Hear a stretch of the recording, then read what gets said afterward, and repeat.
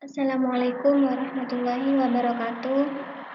Perkenalkan, nama saya Rodiatul Hasanah dari Fakultas Tarbiyah Prodi PAI dari kelas 3D. Dan di sini saya akan sedikit menjelaskan tentang Contextual Teaching and Learning atau yang disebut dengan CTL untuk memenuhi tugas mata kuliah model dan strategi belajar mengajar oleh dosen pengampu Dr. Ahmad Irfanul Muttaqin MPDI.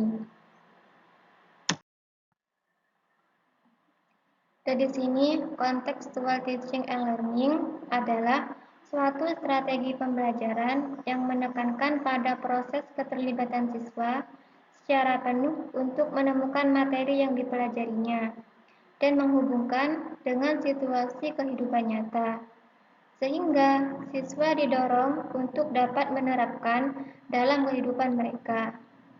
Dan di sini, pembelajaran kontekstual ini adalah pembelajaran yang terjadi dalam hubungan yang erat dengan pengalaman sesungguhnya. Pembelajaran setel ini mengaitkan antara materi pembelajaran yang telah dipelajari siswa dengan konteks di mana materi tersebut digunakan dengan menggunakan pengalaman dan pengetahuan sebelumnya untuk menemukan dan membangun pengetahuannya sendiri. Materi pelajaran akan bermakna bagi siswa jika mereka mempelajari materi tersebut melalui konteks kehidupan mereka dalam sehari-hari. Dan di sini ada 5 karakteristik pendekatan CTL. Yang pertama yaitu pemerolehan pengetahuan, pengaktifan pengetahuan, pemahaman pengetahuan, mempraktikkan pengetahuan, dan refleksi pengetahuan. Nah, selain tadi ada 5 karakteristik pendekatan CTL, di sini juga ada 7 komponen utama pendekatan CTL. Yang pertama yaitu konstruktivisme, 2 inquiry atau menemukan, 3 bertanya, 4 masyarakat belajar, 5 pemodelan, 6 refleksi, dan yang terakhir yaitu penilaian yang sebenarnya.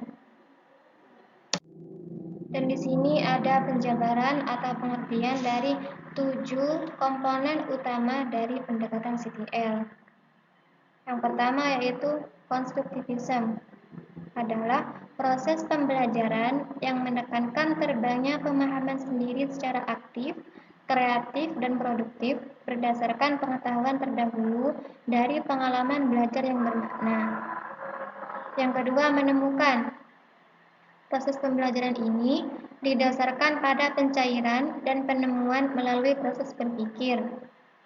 Yang ketiga, bertanya. Di sini, bertanya adalah suatu refleksif dari keingintahuan siswa dan menjawab pertanyaan yang mencerminkan kemampuan seseorang dalam berpikir. Yang keempat, masyarakat belajar adalah hasil pembelajaran yang diperoleh dari hasil kerjasama bersama orang lain, seperti sharing antar teman, antar kelompok, dan antar yang tahu dan yang belum tahu. Yang kelima, pemodelan. Dan di sini, pada dasarnya, membahaskan gagasan yang dipikirkan, mendemonstrasikan suatu kerja agar siswa dapat mencontoh, belajar, dan melakukan suatu sesuai dengan model yang diberikan. Selanjutnya, refleksi adalah cara berpikir ke belakang atau respon tentang apa yang sudah dilakukan di masa lalu, dan guru menyisakan waktu sejenak agar siswa dapat melakukan refleksi yang berupa pertanyaan langsung apa yang diperoleh hari itu.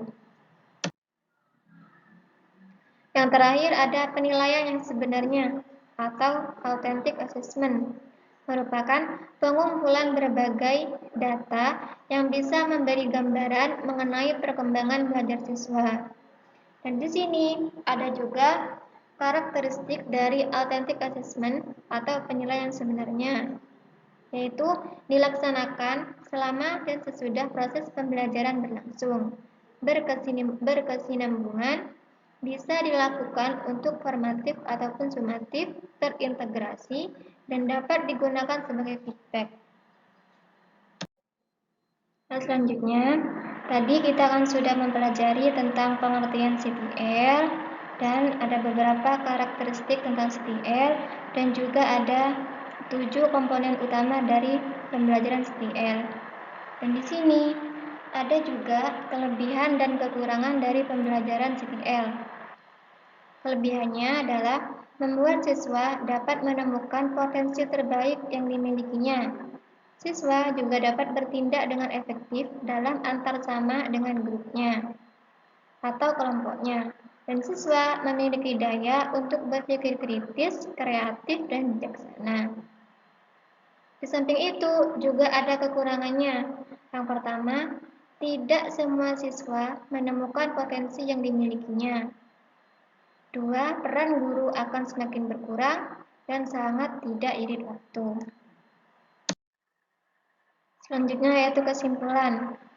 Sini, pembelajaran konstekstual merupakan suatu proses pendidikan yang holistik dan bertujuan memotivasi siswa untuk memahami makna materi pelajaran yang dipelajarinya dengan mengaitkan materi tersebut dengan konteks kehidupan sehari-hari, baik konteks tersebut pribadi, sosial, dan kultural. Dan pembelajaran ini mengutamakan pada pengetahuan dan pengalaman atau dunia nyata. Berpikir tingkat tinggi, berpusat pada siswa, aktif, kritis, kreatif, dan memecahkan masalah, menyenangkan, mengasihkan, dan tidak membosankan, dan menggunakan berbagai sumber belajar. Begitulah sedikit pemaparan dari saya. Kurang lebihnya saya mohon maaf. Wassalamualaikum warahmatullahi wabarakatuh.